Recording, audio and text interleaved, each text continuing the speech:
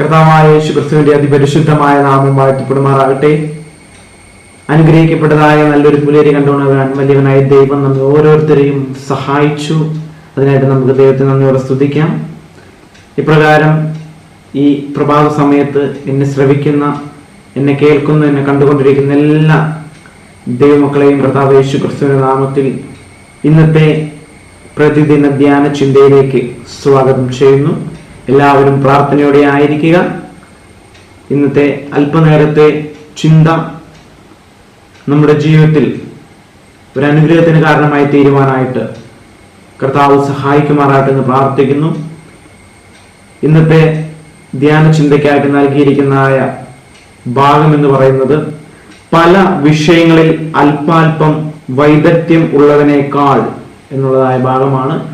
ആപ്തവാക്യമായി നൽകിയിരിക്കുന്നത് മത്തായിയുടെ സുവിശേഷം 28-ാം അധ്യായം അതിന്റെ 18-ാമത്തെ വാക്യം ഇപ്രകാരം വായിക്കുന്നു: സ്വർഗത്തിലും ഭൂമിയിലും എല്ലാ അധികാരവും എനിക്ക് നൽകപ്പെട്ടിരിക്കുന്നു. നാം വായിച്ചു കേട്ടതായ ഭാഗം കർത്താവ് യേശു ക്രിസ്തു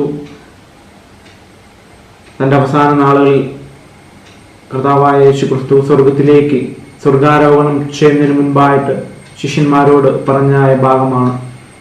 സ്വർഗത്തിലും ഭൂമിയിലും എല്ലാ അധികാരവും കർത്താവ് യേശു ക്രിസ്തുവിന് നൽകപ്പെട്ടിരിക്കുന്നു എന്നാണ്. നമുക്കറിയാം, നമ്മൾ ഈ ലോകത്ത് ജീവിക്കുമ്പോൾ പല ഉദ്യോഗസ്ഥന്മാരെ, അധികാര പദവി അലങ്കരിക്കുന്ന ഒരുപാട് വ്യക്തികളെ നമുക്ക് കാണുവാനായിട്ട് സാധിക്കുന്നു. അവർക്കൊക്കെയും ഇന്ന സ്ഥലം മുതൽ ഇന്ന സ്ഥലം വരെ, അല്ലെങ്കിൽ ഇന്നയൊരു മേഖല, അങ്ങനെ ഓരോരുത്തർക്കും അധികാരം നൽകിയിട്ടുണ്ട്. നമ്മുടെ പ്രൈം മിനിസ്റ്റർ ഇന്ത്യ മുഴുവനായിട്ടും ഭരിക്കുവാൻ തക്കവണ്ണം അദ്ദേഹത്തെ ചുമതലപ്പെടുത്തിയിരിക്കുന്നു. അദ്ദേഹത്തിന് അതിനുള്ളതായ ഒരു അധികാരമുണ്ട്, അതോറിറ്റി അദ്ദേഹത്തിന്റെ കയ്യിലുണ്ട്, പവറുണ്ട്. അതുപോലെ നമ്മൾ ഓരോരുത്തരും നമ്മൾ ചിന്തിക്കുമ്പോൾ, നമ്മൾ കുടുംബസ്ഥനാണെങ്കിൽ നമ്മുടെ കുടുംബത്തിൽ നമുക്കൊരു അധികാരമുണ്ട്. നമ്മൾ ഗൃഹനാഥനാണെങ്കിൽ ആ കുടുംബത്തെ ഭരിക്കുവാനുള്ളതായ അധികാരം നമുക്ക് നൽകപ്പെട്ടിട്ടുണ്ട്. അത് ഏത് മേഖലയിലായിക്കോട്ടെ, ഓഫീസ് ആയിക്കോട്ടെ, ഗവൺമെന്റ് സ്ഥാപനങ്ങളായിക്കോട്ടെ, എവിടെയായാലും ഒരു അധികാരം ഓരോ വ്യക്തിക്കും നൽകപ്പെട്ടിട്ടുണ്ട്. അതിനേക്കാൾ ഉയർന്ന തരത്തിലുള്ളതായ അധികാരം കർത്താവായ യേശു ക്രിസ്തുവിന് ലഭിച്ചിരിക്കുന്നു. സ്വർഗത്തിലും ഭൂമിയിലും സകലത്തിലും കർത്താവ് യേശു ക്രിസ്തുവിന് അധികാരം ലഭിച്ചിരിക്കുന്നു. ആമേൻ. ആ കർത്താവായ യേശു ക്രിസ്തു സർവത്തിന്റെയും സൃഷ്ടിതാവാണ്. കർത്താവെ അവിടുന്ന് സർവവും സൃഷ്ടിച്ചവനും എല്ലാം അവിടുത്തെ ഇഷ്ടം ഹേതുവാൽ ഉണ്ടായതും സൃഷ്ടിക്കപ്പെട്ടതും ആകയാൽ മഹത്വവും ബഹുമാനവും ശക്തിയും കൈക്കൊള്ളുവാൻ യോഗ്യൻ എന്ന് വെളിപ്പാടുകാരൻ 4-ാം അധ്യായം 11-ാം വാക്യം നമുക്ക് കാണുവാനായിട്ട് സാധിക്കും. സകലത്തിന്റെയും സൃഷ്ടിതാവായിരിക്കുന്ന കർത്താവ് എല്ലാത്തിനെയും ഭരിക്കുന്നു എന്ന് നമുക്ക് കാണുവാനായിട്ട് സാധിക്കുന്നു. നാം സഭയിലായിക്കോട്ടെ, ദൈവത്തിന്റെ ആലയത്തിൽ ദൈവത്തെ ആരാധിക്കേണ്ട ഗുണം കടന്നു ചെല്ലുമ്പോഴും ആ ഒരു കൂട്ടായ്മയാണ് സഭ എന്ന് പറയുന്നത്. ആ സഭയിൽ വ്യത്യസ്ത അധികാരങ്ങൾ അല്ലെങ്കിൽ പദവി അലങ്കരിക്കുന്നവരായിരിക്കും നമ്മിൽ പലരും. എൽഡർ, അതുപോലെ ഡീക്കൻസ്, അതുപോലെ സാബത്ത് സ്കൂൾ അധ്യക്ഷൻ, അങ്ങനെ പല ഉത്തരവാദിത്തങ്ങളും കർത്താവ് നമ്മെ ഏൽപ്പിച്ചിട്ടുണ്ട്.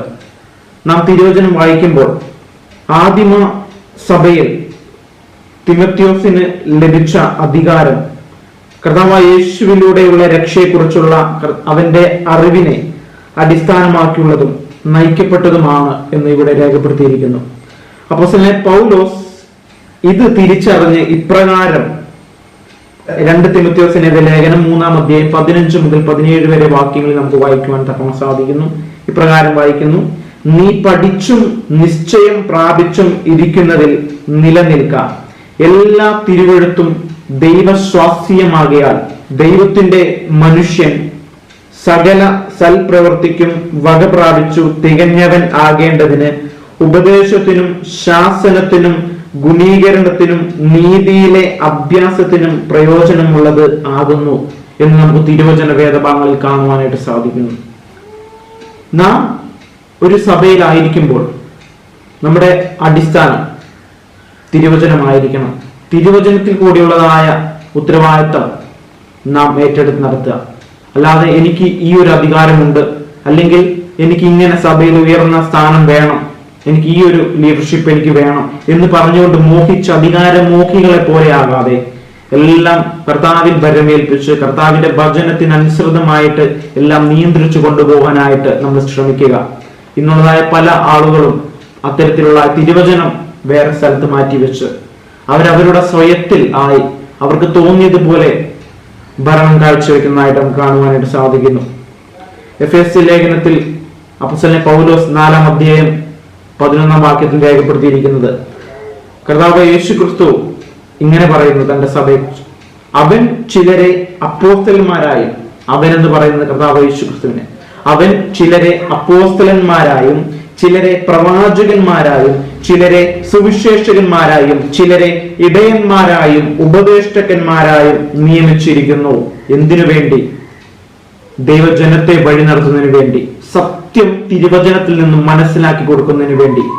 ഇതാണ് സത്യം.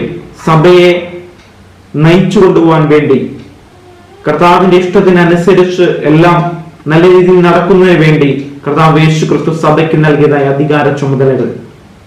നാം ഇത്തരത്തിൽ ഏതെങ്കിലും ഒരു ഭാഗം എടുത്ത് ഉപയോഗിക്കുന്നുണ്ടെങ്കിൽ, ഏറ്റെടുത്ത് ഉപയോഗിക്കുന്നുണ്ടെങ്കിൽ, നടത്തുന്നുണ്ടെങ്കിൽ, നമ്മൾ അതിൽ മടി കാണിക്കാതെ, അലസത കാണിക്കാതെ എല്ലാ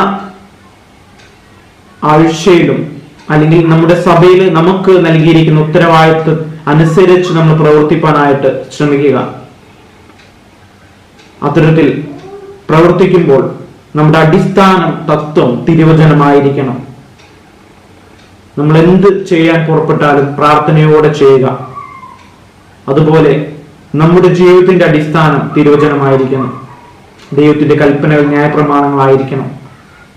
അത്തരത്തിൽ ഈ അന്ത്യനാളുകളിൽ നമ്മുടെ ജീവിതാടിസ്ഥാനം, ആത്മീയ ജീവിതത്തിന്റെ അടിസ്ഥാനം തിരുവചനമായിരിക്കുവാൻ, ആ തിരുവചനത്താൽ നയിക്കപ്പെടുവാൻ വലിയവനായ ദൈവം നമ്മെ ഓരോരുത്തരെയും സഹായിക്കുമാറാട്ടെന്ന് പ്രാർത്ഥിച്ചുകൊണ്ട് ഇന്നത്തെ ചിന്ത ഞാൻ ഇവിടെ അവസാനിപ്പിക്കുകയാണ്. നമുക്ക് കണ്ണുകളെ അടച്ച് പ്രാർത്ഥിച്ച് അവസാനിപ്പിക്കാം. ഞങ്ങളെ സ്നേഹിക്കുന്ന നല്ല ദൈവമേ, സ്വർഗ്ഗസ്ഥപിതാവേ, നല്ല സമയത്തിനായി സ്തോത്രം. അനുഗ്രഹിക്കപ്പെട്ടതായി നല്ലൊരു പ്രഭാതം കണ്ടുണരുവാൻ അടിയങ്ങളെ ഓരോരുത്തരെയും കർത്താവ് ഒന്ന് സഹായിച്ചല്ലോ, അതിനായിട്ട് നന്ദിയോടെ സ്തുതിക്കുന്നു. അടിയങ്ങളെ കേൾപ്പിച്ച നല്ല വചനത്തിനായി സ്തോത്രം കർത്താവേ. അടിയങ്ങൾ കർത്താവെ ഏറ്റെടുത്ത് നടത്തുന്നതായ ചുമതലകളൊക്കെയും സത്യസന്ധതയോടെ നിറവേറ്റുവാൻ അടിയങ്ങളെ സഹായിക്കുമെന്ന് പ്രാർത്ഥിക്കുന്നു. അന്ത്യനാളുകളിൽ കർത്താവെ അങ്ങയുടെ ന്യായവിധി വരുവാൻ തക്കൊണ്ട് പോകുന്നുവല്ലോ കർത്താവെ, അതിനനുസരിച്ച് അടിയങ്ങളെ ജീവിതം ക്രമീകരിക്കുവാൻ, തിരുവചനത്തിൽ കർത്താവെ കേന്ദ്രീകരിക്കുവാൻ, തിരുവചനാടിസ്ഥാനത്തിൽ ജീവിക്കാൻ തക്കണം അടിയങ്ങളെ സഹായിക്കുവാൻ പ്രാർത്ഥിക്കുന്നു. ഇന്ന് ജന്മദിനം ആഘോഷിക്കുന്ന പാസ്റ്റർ ഡോണി മാത്യുവിനെ അങ്ങയുടെ കരങ്ങളിൽ സമർപ്പിച്ച് പ്രാർത്ഥിക്കുന്നു. അതുപോലെ പേര് നൽകുവാൻ തക്കണം കഴിയാതെ ആരെങ്കിലും ഇന്ന് കർത്താവെ ജന്മദിനം ആഘോഷിക്കുന്നുണ്ടെങ്കിൽ പ്രിയപ്പെട്ടവരെ എല്ലാവരെയും അങ്ങയുടെ കരങ്ങളിൽ വെച്ച് പ്രാർത്ഥിക്കുന്നു. പ്രിയപ്പെട്ടവരെ കർത്താവെ, കഴിഞ്ഞ നാളുകളൊക്കെയും കർത്താവ് അനുഗ്രഹിച്ച് വഴി നടത്തി സമൃദ്ധിയോടും സമ്പത്തോടും ഒന്ന് പോറ്റി പുലർത്തി ഇനിയുള്ളതായ ഒരു വർഷം അവർക്ക് അനുഗ്രഹത്തിന്റെ വർഷമായി തീരുവാൻ, സമാധാനത്തിന്റെ വർഷമായി തീരുവാൻ, അങ്ങയിൽ ആശ്രയം ജീവിക്കാനും ഒക്കെയായിട്ട് അവർ സഹായിക്കുവാനും പ്രാർത്ഥിക്കുന്നു. അടിയനെ കേൾക്കുന്ന എല്ലാ ദൈവമക്കളെ ഞങ്ങളുടെ കരങ്ങളിൽ സമർപ്പിച്ച് പ്രാർത്ഥിക്കുന്നു. ഓരോരുത്തരെയും കർത്താവ് അനുഗ്രഹിച്ച് വഴി നടത്തുമാണെന്ന് പ്രാർത്ഥിക്കുന്നു. ഇന്നത്തെ പകൽക്കാലം കർത്താവ് കാത്തുരക്ഷിക്കണം എന്ന് പ്രാർത്ഥിക്കുന്നു. പ്രാർത്ഥന കേട്ടിരിക്കാൻ സ്തോത്രം. സർവ്വം യേശു ക്രിസ്തുവിന്റെ ധന്യമുള്ള നാമത്തിൽ ചോദിക്കുന്നു. കൃപയോടെ കേട്ട് ഉത്തരം അരുളണമേ, സ്വർഗ്ഗസ്ഥ നല്ല പിതാവേ, ആമേൻ. എല്ലാവർക്കും നല്ലൊരു ശുഭദിനാശംസ നേർന്നുകൊള്ളുന്നു. ആമേൻ. ദൈവം നിങ്ങളെല്ലാവരും അനുഗ്രഹിക്കട്ടെ. God bless you all. Have A nice day.